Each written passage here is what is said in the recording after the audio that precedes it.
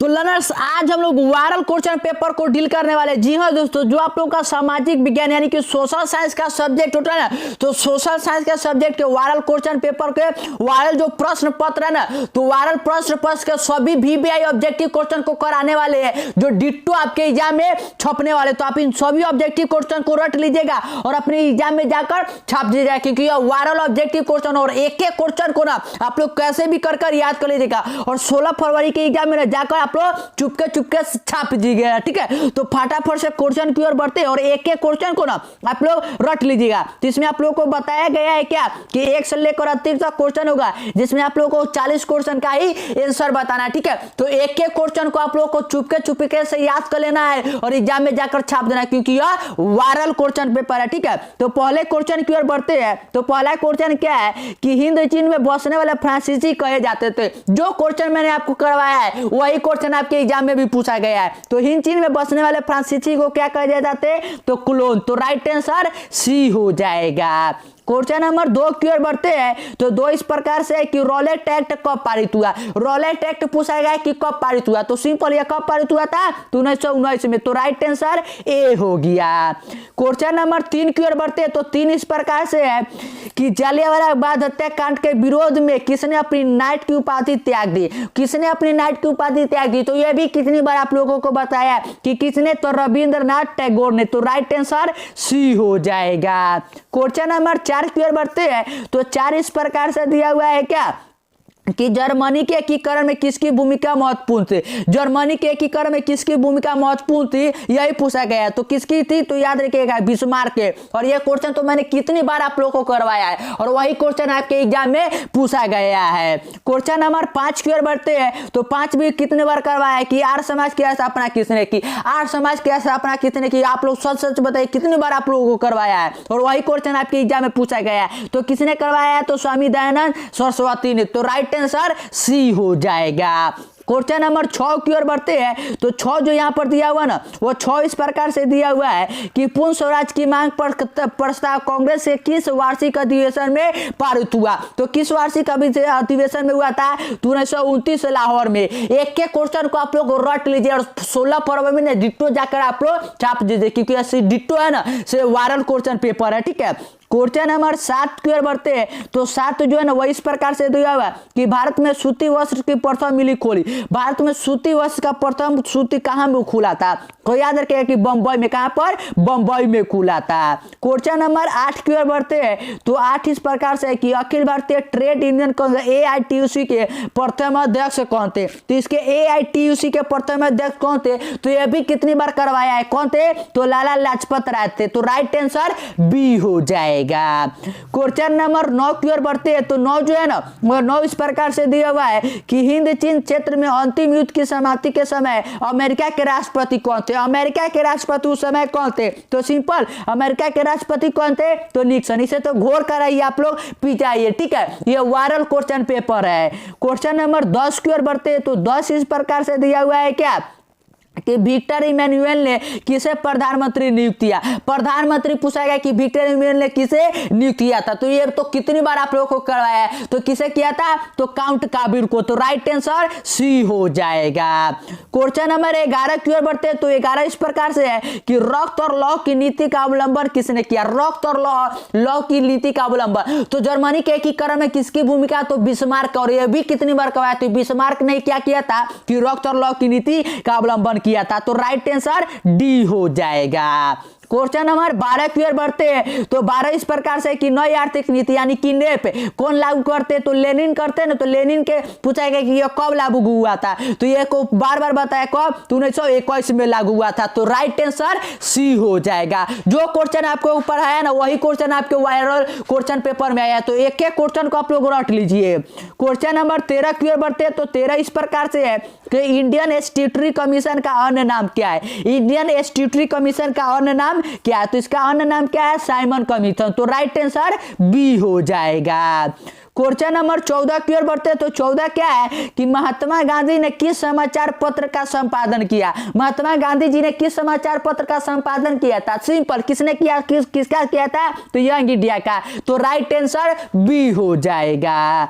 Question number 15 की ओर बढ़ते हैं। तो 15 इस प्रकार से दिया हुआ है कि गुटनबर्ग ने सर्वप्रथम किस पुस्तक की छपाई की। गुटनबर्ग ने सर्वप्रथम किस पुस्तक की छपाई किया था, यही पूछा गया है। तो किस पुस्तक का किया था, तो याद रखिएगा कि बाइबिल का किया था। किसका, बाइबिल का। और ये तो कितनी बार आप लोगों को क्वेश्चन करवाया है और वही क्वेश्चन सब आपके एग्जाम में छपा है।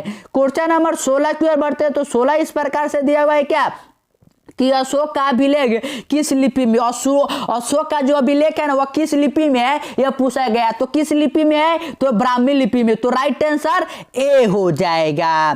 क्वेश्चन नंबर 17 की ओर बढ़ते तो 17 इस प्रकार से है कि बंगाल विभाजन कब वापस लिया गया। बंगाल विभाजन पूछा गया कि यह कब वापस लिया गया था। तो कब वापस लिया गया था, तो 1911 में। तो इसका राइट आंसर जो ना जाएगा वो ऑप्शन नंबर सी हो जाएगा। क्वेश्चन नंबर 18 की ओर बढ़ते हैं। तो 18 है कि रूस में कब दासतत्व समाप्त किया गया। रूस में दासतत्व पूछा गया है कि यह कब समाप्त किया गया। तो कब किया गया था, तो याद रखिए कि 1861 में। कब, 1861 में। तो राइट आंसर ए हो जाएगा। क्वेश्चन नंबर 19 की ओर बढ़ते हैं। तो 19 इस प्रकार से है कि किस सम्मेलन में 1 मई को मजदूर दिवस मनाने का निर्णय लिया गया था। ठीक है, ये क्वेश्चन मैंने आपको नहीं करवाया है। तो इस क्वेश्चन का आंसर मैं आप लोगों को बता कि यह कब किया गया था। तो याद रखिएगा कि द्वितीय अंतर्राष्ट्रीय सम्मेलन में करवाया गया था। ठीक है, तो राइट आंसर बी हो जाएगा। और डिट्टो एक प्रश्न को आपके अपने एग्जाम में जाकर छाप देना है। ठीक है, सोशल साइंस का ये वायरल क्वेश्चन है और एक क्वेश्चन को छाप कर चलाना है। और इसके बाद आप लोगों को मैथ का, फिर साइंस का तो करवा ही दिया है, हिंदी का, संस्कृत का, अंग्रेजी का, सभी का वायरल क्वेश्चन करवाना। इसलिए आप लोग चैनल को सब्सक्राइब भी कर लीजिएगा और वीडियो को अपने दोस्तों के साथ शेयर कर दीजिए जो आपकी एग्जाम देने वाले हैं।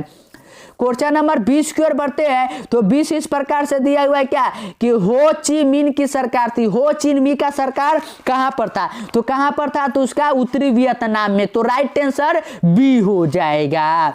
क्वेश्चन नंबर 21 की ओर बढ़ते तो 21 में है क्या कि वॉर एंड पीस किसने लिखा। वॉर एंड पीस पूछा गया है कि किसने लिखा है। तो किसने लिखा है, तो टॉल्स्टॉय ने। तो राइट आंसर बी हो जाएगा। क्वेश्चन नंबर 22 की ओर बढ़ते तो 22 में क्या कि सोवियत संघ का विघटन हुआ था। सोवियत संघ का पूछा गया कि विघटन कब हुआ था। तो इसका विघटन याद रखिएगा 1991 में हुआ था। कब हुआ था, 1991 में हुआ था। क्वेश्चन नंबर 23 की ओर बढ़ते हैं। तो 23 इस प्रकार से है कि पटना को अजीमाबाद नाम किसने दिया। पटना जो है ना, तो पटना को अजीमाबाद नाम किसने दिया, यही पूछा गया है आपके एग्जाम में। ठीक है, तो आपके एग्जाम का जो आंसर बनेगा ना वो बनेगा कि अजीम उस शान ने पटना को अजीमाबाद नाम दिया था। क्वेश्चन नंबर 24 की ओर बढ़ते हैं। तो 24 तो बहुत बार क्वेश्चन आपको करवाया था और VBI कितनी बार बताया था कि ये क्वेश्चन छपेगा और वही क्वेश्चन छप चुका है आपके एग्जाम में कि पाटलिपुत्र नगर की स्थापना किसने की। किसने किया था पाटलिपुत्र नगर की स्थापना, तो किसको बताया था, तो अजात शत्रु को। तो राइट आंसर सी हो जाएगा। क्वेश्चन नंबर 25 की ओर बढ़ते हैं। तो 25 में क्या कि भारत में राष्ट्रीय आय की गणना किस संस्थान द्वारा की जाती है। और ये भी क्वेश्चन है अनगिनत बार आप लोगों को करवाया और वही क्वेश्चन पूछा गया है। तो कौन करता है, तो यह करता है केंद्रीय सांख्यिकीय संगठन करता है, यानी कि करता है CSO। तो राइट आंसर ए हो जाएगा। क्वेश्चन नंबर 26 की ओर बढ़ते हैं। तो 26 इस प्रकार से है कि योजना आयोग का गठन कब हुआ। योजना आयोग का पूछा गया है क्या कि गठन कब हुआ था। तो कब इसका गठन हुआ था, तो याद रखें कि 15 मार्च 1950 को। तो राइट आंसर ए हो जाएगा। क्वेश्चन नंबर 27 की ओर बढ़ते हैं। तो 27 इस प्रकार से है कि उत्पादन के साधनों पर निजी व्यक्ति का स्वामित्व होता है। निजी व्यक्ति का स्वामित्व होता है, ये तो कितने बार क्वेश्चन करवाया और वही आपके एग्जाम में छप चुका है। तो ये क्या होता है कि पूंजीपाती जो पूंजीवादी होता है ना, अर्थव्यवस्था, उसमें होता है। तो राइट आंसर बी हो जाएगा। क्वेश्चन नंबर 28 की ओर बढ़ते हैं। तो 28 है कि गैस और बिजली उत्पादन किस क्षेत्र का अंग है। गैस और बिजली उत्पादन किस क्षेत्र का अंग है, यही पूछा गया है। तो ये किस क्षेत्र का है, तो ये द्वितीय क्षेत्र का है। तो राइट आंसर बी हो जाएगा। क्वेश्चन नंबर 29 की ओर बढ़ते हैं। तो 29 आपके एग्जाम का क्वेश्चन है कि बांग्लादेश की मुद्रा क्या है। ये तो बहुत ही इजी क्वेश्चन है, ये बताया था आप लोगों को कि बांग्लादेश का जो मुद्रा होता है ना, ये आपके एग्जाम में बार बार पूछा जाता है, वही फिर से पूछा गया है। तो उसका मुद्रा क्या होता है, तो टाका होता है। क्या होता है, टाका। तो राइट आंसर बी हो जाएगा।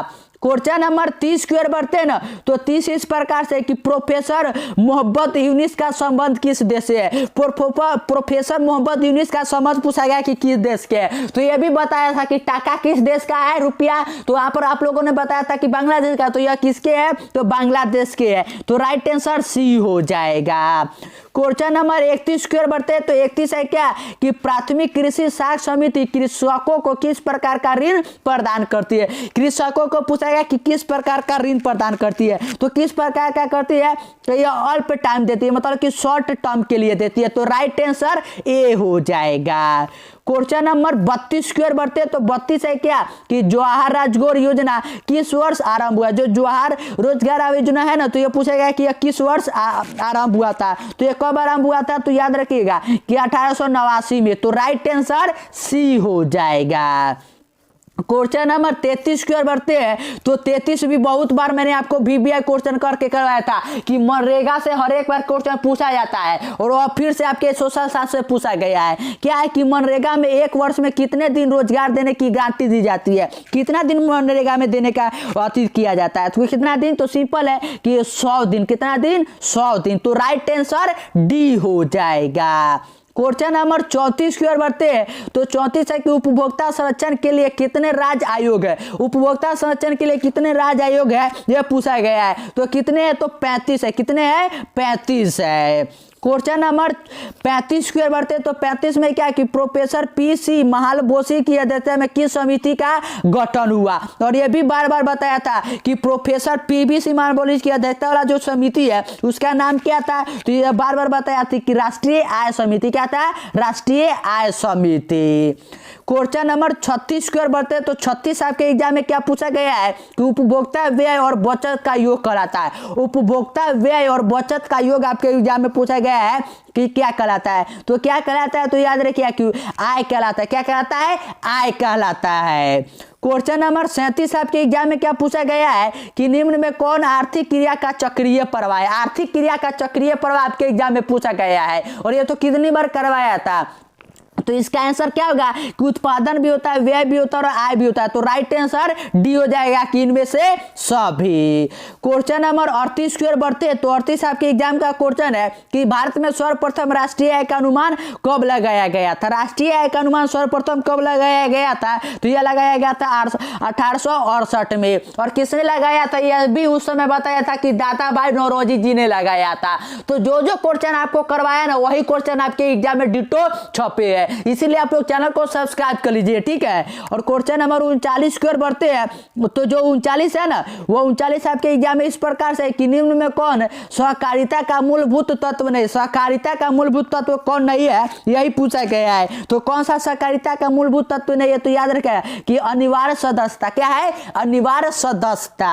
और क्वेश्चन नंबर 40 की ओर बढ़ते हैं ना, तो 40 जो है वह इस प्रकार से आपके एग्जाम में कि इनमें से कौन गैर आर्थिक आधारित संरचना, इन चारों में कौन गैर आर्थिक आधारित संरचना है। तो कौन सा है, तो याद रखिए कि हेल्थ यानी कि स्वास्थ्य। तो राइट आंसर सी हो जाएगा। और आज हम लोग क्या करने वाले कि इसमें कुल 40 क्वेश्चन को ही डील करेंगे, 1 से लेकर 40 तक के क्वेश्चन को ही डील करने वाले। तो 1 से 40 तक के सभी क्वेश्चन को डील कर लिया है, तो आप इन 1 से लेकर 40 तक के सभी क्वेश्चन को याद कर लीजिए और पूरी तरह अच्छी तरह से तैयार कर लीजिए और एग्जाम में डिटो जाकर छाप दीजिएगा। और इसके नेक्स्ट पेज में ना जो आप लोग का 40 से लेकर 80 बचा हुआ उसमें ना मतलब कि कठिनाई ना हो, ठीक है। और इसलिए आप लोग चैनल को सब्सक्राइब भी कर लीजिए, क्योंकि इसके बाद सभी आप लोग को सब्जेक्ट का तैयारी करवाना है, ठीक है।